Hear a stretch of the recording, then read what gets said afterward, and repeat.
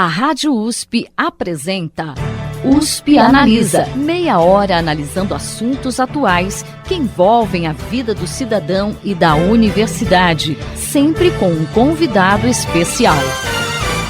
USP Analisa.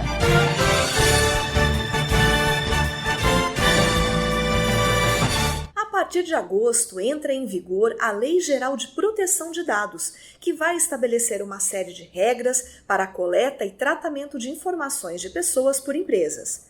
Mas o que muda na prática para os cidadãos, para as próprias empresas e para o governo com a aplicação dessa lei? E por que é tão importante proteger os nossos dados? Para esclarecer essas dúvidas, o USP Analisa exibe a partir de hoje um especial em 2 programas com a professora da Faculdade de Direito de Ribeirão Preto da USP, Cíntia Rosa Pereira de Lima, e com o professor do Departamento de Computação da Faculdade de Filosofia, Ciências e Letras de Ribeirão Preto da USP, Evandro Eduardo Seron Ruiz. Muito obrigada, Thaís, agradeço e cumprimento todos os nossos espectadores. Muito obrigado, Thaís, pelo convite, agradeço o IEA. Ótimo, obrigado. Para a gente começar, hoje em dia a gente ouve muito sobre a importância da proteção dos nossos dados. Afinal, de que informações exatamente a gente está falando e por que razão é tão importante assim preservá-las? A lei traz um conceito de dado pessoal para facilitar justamente essa resposta. Então, o que é um dado pessoal? É qualquer informação que seja relacionada a uma pessoa física determinada ou determinável. Então, muito embora a pessoa, num primeiro momento, não tenha sido identificada com um nome ou com um documento, é possível que essa identificação venha posteriormente por meio de tratamento de dados. Então, essa passa a ser, quando identificada a pessoa, um dado pessoal. Sendo um dado pessoal, como a lei conceitua no artigo 5º, inciso 1º, aí se aplica a legislação. E existem alguns conteúdos na internet que são gratuitos desde que a pessoa preencha aí um formulário com seus dados. Por que essas informações interessam tanto às empresas a ponto delas disponibilizarem, por exemplo, softwares, e-books, enfim, outros conteúdos sem custo financeiro para essas pessoas? Essa pergunta é muito interessante, porque a gente costuma até enfatizar que não existe almoço grátis. There's no free lunch. Então, se esse provedor de aplicação disponibiliza gratuitamente esse conteúdo, com base nas informações coletadas, é porque justamente a remuneração vem por meio desse tratamento de dados. Muitas vezes com o objetivo de estabelecer um marketing direcionado, um marketing comportamental. Então, atualmente, a sociedade informacional, como é caracterizada, ela traz a característica de que a informação é o valor em si mesmo, é o maior valor. Então, muitas dessas empresas começaram com $1. Então, assim, não tinha nenhum valor expressivo, mas essas empresas, provedores de aplicação, que têm um volume de informação muito grande, representam um poder nessa sociedade informacional. Então, justamente para tentar reequilibrar esses interesses do mercado, nesse contexto que a gente fala em monetização dos dados pessoais, porque são os dados pessoais monetizados que acabam representando um lucro para essas empresas, dado o poder do controle informacional que elas detêm. Então, para tentar reequilibrar esses interesses, de um lado, a proteção do ser humano, o desenvolvimento do ser humano, que é um direito humano, e de outro lado também o lucro, que é lícito, legítimo. Então, para tentar reequilibrar esses interesses, que é necessária uma Lei Geral de Proteção de Dados Pessoais para estabelecer a priori quais são os princípios, regras do tratamento, coleta, tratamento, armazenamento de dados pessoais e a utilização desses dados. Thaís, eu queria colocar 2 exemplos aqui que eu acho que elucidam bem o que a professora Cíntia falou. Uma referente a essa última pergunta, né? Por exemplo, hoje a gente tem grandes atacadistas, grandes vendedores, grandes empresas que fazem shows, por exemplo, né? Que agregam um conjunto de dados muito grande de uma parte sensível da população. Não que necessariamente o dado só em si seja sensível, Obviamente, sim, o número do cartão de crédito, o endereço, onde vai entregar esse convite, essa mercadoria, tudo, né? Mas o conjunto dos dados monta um perfil da pessoa. E o perfil pode ser a sua vida, né? O conjunto dos seus dados, o que você faz no dia a dia, qual a sua preferência musical, partidária, enfim, né? Uma série de... o que você come, né? Os seus atos até, né? Assim, o gênero, que hoje em dia virou um assunto muito sensível, né? Então, isso ajuda a formar o perfil de uma pessoa. Então, esses pequenos dados espalhados, assim, que podem ser coletados e juntados através de poucos que agregam muitos dados, podem formar uma característica individual importante para que alguém possa te oferecer eventualmente um produto, um outro serviço, né? Facilita a venda, Facilita a venda, é o que a gente fala, que é a monetização dessa informação, né? E, Thaís, eu também queria recordar a primeira questão sobre uma empresa, grande provedora na época de internet dos Estados Unidos. Essa empresa se chamava UOL, não sei se ainda existe, na verdade. E ela publicou uma relação de perguntas, as quais as pessoas entravam no site e faziam perguntas, porque funcionava tipo um Google, assim, né? E um jornalista, na época, trabalhava no New York Times, com base na pergunta que foi feita e que foi publicada, ele conseguiu resgatar a identidade daquela pessoa. E ficou um caso assim emblemático. A gente foi na justiça e o pessoal queria reparação de danos por ser reidentificado, né? A pessoa, eles entraram num acordo, ninguém sabe ao certo quanto foi, mas estima-se que custou muito caro para a empresa que publicou os dados. Então, assim, é uma demonstração como apenas uma pergunta que a gente faz, na época a pessoa queria comprar um gato, pode ser suficiente para reidentificar a pessoa, né? Para a gente ter uma noção do que pode ser a sensibilidade do dado, dependendo do contexto com que você publica, porque tinham outras informações acessórias, mais ou menos da localidade, não exata, mas da provável localidade daquela pergunta, e aí você fazendo associação de dados, você consegue determinar a pessoa, que é o que a Cíntia comentou, a pessoa determinada ou a ser determinada, né? Hoje a gente tem a questão das redes sociais, né, professor? Que quando a gente muito, conecta, né, em alguns aplicativos com as redes sociais, às vezes eles conseguem ter acesso, ter o né? nosso perfil, né? Nosso perfil. E a gente estava falando em relação a dados, né? A gente sempre pensa em dados aí, de repente, como número de CPF, nome completo, né, entre outros. Além desses dados, a Lei Geral de Proteção de Dados tem uma categoria de informações chamada dados sensíveis. Que tipo de informações estão inclusas nessa categoria e por que há essa distinção? Então, dados sensíveis, eu acho que são dados que a gente ainda vai conseguir classificá-los como dados sensíveis ao longo da evolução nossa no assunto, né? Mas hoje você pode colocar dados sensíveis, por exemplo, como a preferência partidária de uma pessoa, a preferência sexual daquela pessoa, né? Dados assim são chamados de dados sensíveis. Isso, a lei traz um conceito no mesmo artigo 5º, inciso 2º, do que seria dado pessoal sensível. E a lei coloca que seria a informação que identifica a origem racial, étnica, convicção religiosa, opinião política, filiação a sindicato ou a organização de caráter religioso, filosófico ou político. Também são considerados dados sensíveis as informações relacionadas à saúde, à vida sexual, o dado genético ou biométrico. Então, muitas empresas, condomínios, utilizam biometria, né? E esse é um dado sensível. Portanto, o cuidado no tratamento desse dado tem que ser maior, o consentimento tem que ser expresso, informado para uma finalidade determinada, né? E depois esses dados têm que ser excluídos após o tratamento, o término do tratamento. Que a gente pensa assim, por exemplo, o nome, às vezes você tem 2 ou mais pessoas com o mesmo nome, mas a biometria, por exemplo, é uma coisa que identifica muitas vezes a pessoa. É única. Então, por isso que precisa de um cuidado maior com esses dados. E porque geralmente esses dados sensíveis, eles podem gerar algum tipo de preconceito, perseguição, né, em razão, por exemplo, da convicção religiosa, filiação partidária.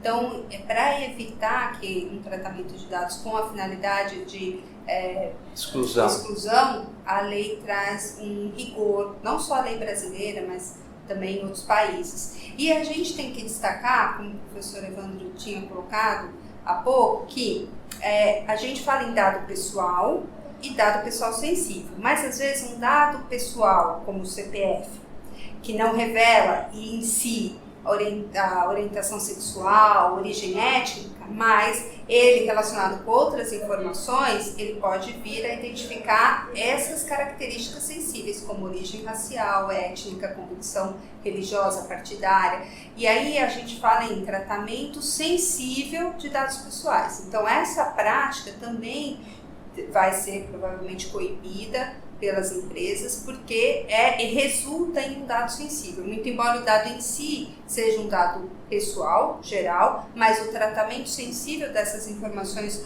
conjugadas, como o professor Evandro comentou aqui, revela uma informação sensível da vida da pessoa, e aí o tratamento é mais rigoroso. E dentro da ciência da computação, a gente está falando bastante aqui, né, de tratamento de dados, né? Dentro da ciência da computação, quais são as técnicas mais utilizadas para tornar os dados anônimos, como uma forma aí de proteger o usuário? Eu acho que a maneira da gente ver mais simples, assim, tem um conjunto de técnicas que a gente chama técnicas de generalização. Essas técnicas procuram, assim, de uma certa forma, borrar o dado da pessoa. Um exemplo seria a data de nascimento. Ao invés de a gente revelar o dia, o mês e o ano, a gente poderia identificar a pessoa nasceu, por exemplo, na década de 90, ou ser um pouco mais específico, entre 90 e 95. Para muitos efeitos estatísticos, a gente já tem uma ideia da idade daquela pessoa, se é um jovem, se é uma pessoa mais velha, né? E com esse dado você pode redirecionar um produto, redirecionar um serviço, alguma coisa assim. Mas você não necessariamente identifica aquela pessoa, né? Esse é um tipo de técnica. A gente também tem um outro tipo de técnica que a gente chama, assim, no geral, de aleatorização, né? Então você gera pequenos ruídos, pequenos artefatos no conjunto de dados que a pessoa tem, por exemplo, voltando ao assunto da data de nascimento. A gente sabe que a pessoa nasceu em 1982. Aí você joga um ruído naqueles dados e você acrescenta 2 anos para um, 3 anos para o outro. Alguma coisa assim que mascara esse identificador, que pode ser um identificador único, né? Eu queria resgatar um pouco a resposta da professora Cíntia nesse sentido, que às vezes a gente pensa, mas é só a minha data de nascimento que ele pediu, é só o meu telefone, é só o meu CPF, é só o meu nome. Mas eles muitas vezes funcionam como marcadores únicos. E esses marcadores únicos, eles juntam pedacinhos importantes dos nossos dados, que muitas vezes eles estão armazenados num repositório só.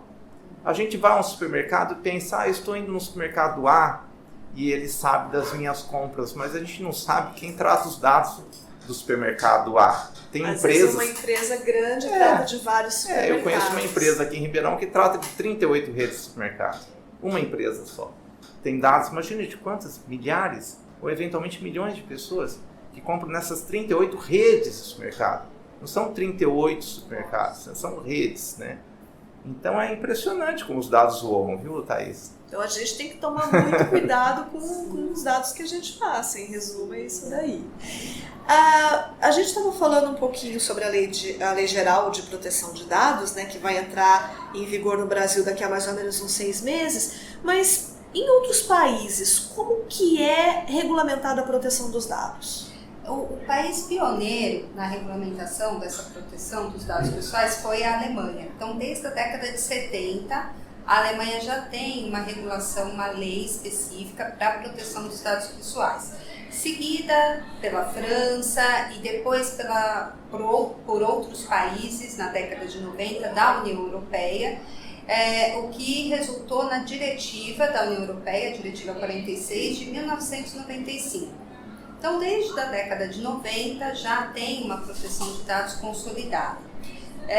Da Europa acabou desencadeando o fenômeno que a gente fala europeização da proteção de dados pessoais, justamente porque preocupada e atenta com a circulação transfronteiriça dessas informações, como informação de um alemão, de um francês, era compartilhada com uma empresa, de um provedor de aplicação sediado nos Estados Unidos, por exemplo, e lá não tinha lei de proteção de dados pessoais. E não tem até hoje, né, uma lei geral, tem algumas leis setoriais. Então, preocupada com essa situação, a Europa estabeleceu um critério que chama de adequação, ou seja, um dado de europeu só pode ser enviado para outro país se esse país que recebe o dado terceiro, ou seja, estranho à União Europeia, portanto não está vinculado à diretiva, se esse país tem um nível adequado de proteção de dados ao sistema europeu. E assim a Europa conseguiu um enforcement da diretiva extra-União Europeia. Então, os Estados Unidos, por exemplo, estabeleceram os princípios, na época Safe Harbor, que depois foram substituídos pelos atuais Privacy Shield, tudo isso para buscar uma compliance ao padrão europeu de proteção de dados. Na América Latina, vários países têm lei de proteção de dados, porém, os únicos 2 países que têm um reconhecimento europeu do nível adequado é Uruguai e Argentina. Então, eles têm um órgão independente que fiscaliza o cumprimento da lei, tem um sistema de punição na área administrativa, um sistema de reparação civil, caso ocorram danos aos titulares de dados. Então, na América Latina, só esses 2 países. E agora o Brasil, que a gente espera que logo obtenha esse reconhecimento de adequação ao padrão europeu de proteção de dados, e assim as empresas brasileiras possam receber dados de europeus.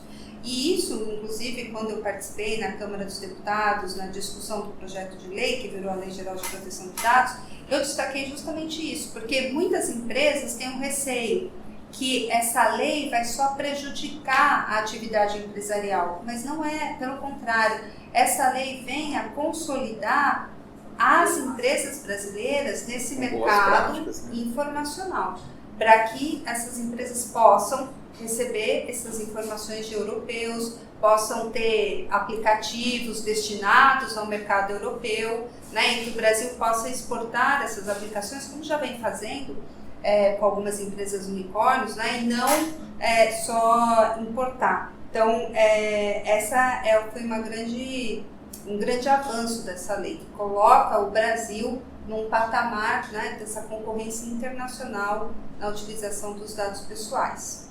A senhora participou da discussão desse projeto de lei, né? Essa lei ela foi baseada em alguma lei internacional? Qual foi a base dela? Sim, então, como eu disse há pouco, a diretiva na década de 90, em que a web foi consolidada, então muita coisa mudou depois dessa diretiva ter sido aprovada. E aí, mesmo a União Europeia já discutiu uma reforma dessa diretiva de proteção de dados, porque a web viabiliza um tratamento de dados pessoais em massa que a diretiva não previu. Então, na União Europeia foi estabelecido depois um Regulamento Geral de Proteção de Dados, que foi aprovado em 2016 e entrou em vigor, foi aprovado em 2016 e entrou em vigor em 2018. Então, veja, influenciaram a lei brasileira, tanto a diretiva quanto o regulamento. Eu diria que mais a diretiva, porque quando a nossa lei foi aprovada, que foi assim, intensificaram-se os debates, foi realmente no segundo semestre de 2016 que eu participei. E aí o regulamento geral já estava aprovado, mas o nosso texto também já estava aprovado, já estava sendo debatido. Então, muito mais influenciou a diretiva do que o regulamento, mas o regulamento também, nas discussões, foram feitas alterações ao texto da lei para se adequar a alguns critérios do regulamento. Na prática, a lei entrando em vigor, o que muda para a sociedade, né, pensando aí tanto no ponto de vista do indivíduo quanto das empresas. Das empresas você até mencionou, né, que o pessoal tem um pouquinho aí de preconceito em relação à lei, mas na verdade vai ser uma coisa positiva, né? O que vai mudar, assim, que a gente pode esperar? Olha, eu respondendo assim, nós realizamos um congresso recente, foi agora em outubro, né? Em novembro, começo de novembro, um congresso, teve uma participação grande de pessoas não só do Brasil como do exterior, né, em muitas empresas. E nós pudemos conversar com várias empresas e eu percebo que tem um interesse, um conhecimento da lei e já uma indicação de métodos, eles já estão preocupados, já estão atuando para quando chegar a lei, agora em agosto, eles estarem assim, satisfazendo os requisitos da lei. Então eu percebo uma movimentação grande nesse sentido por parte das empresas. Eu acho que por parte dos indivíduos, assim, da sociedade, eu acho que a gente precisa um pouco de mais informação e um pouco de educação no sentido de explicar quais são os benefícios da lei, o que a gente precisa ficar atento na hora de revelar os nossos dados, né? Como a gente precisa se comportar quando a gente começar a ler esses documentos em que a gente expressa o desejo de compartilhar esses dados por um tempo determinado, né? Porque é assim que a lei vai determinar que a gente pode sim fornecer os nossos dados por um período específico e por uma finalidade assim determinada, né? Como um contrato, né, de adesão ao serviço da empresa. Coisa que a gente costumariamente não lê. A gente tem lá vários serviços, aplicativos todos na web, no celular, e a gente passa por cima logo dessas. E vai lá no concordo e clica no concordo e mal sabe o que está acontecendo lá, né? De vez em quando tem uns sustos, como aquele aplicativo de foto, que a gente e que chama atenção, mas eu acho que a partir de agora a gente vai ter que ficar um pouco mais atento. Eu acho a lei veio para contribuir com o nosso nível de atenção, nosso nível de educação diante dessa situação nova. Então, assim, eu vejo com bons olhos um futuro aí com mais educação para todos diante da nova lei.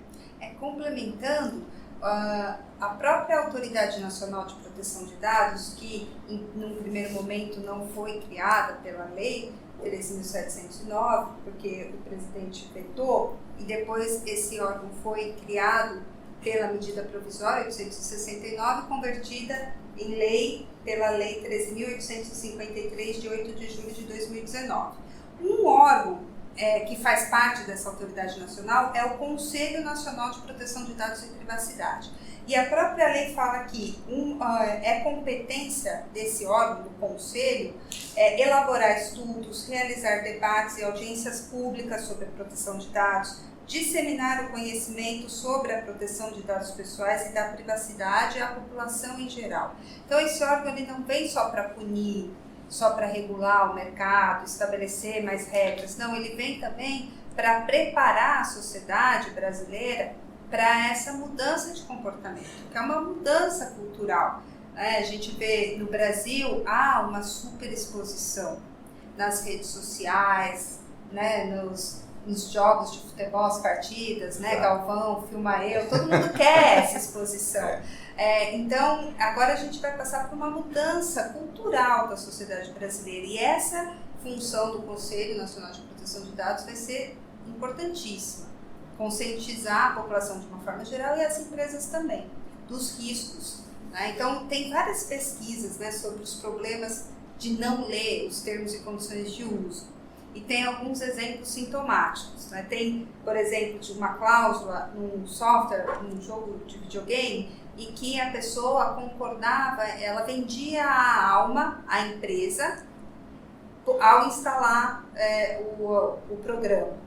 E ninguém falou nada, ninguém questionou essa cláusula. Né? Depois de alguns anos alguém questionou. E tinha outra empresa que fez um teste, uma empresa inglesa que fez um teste e ela colocou uma recompensa caso você lesse esse contrato, então você chegou nessa cláusula, você tem direito a 2.000 liras, eu não sei exatamente o valor, mas 2.000 liras de recompensa por ter lido totalmente os termos e condições de uso.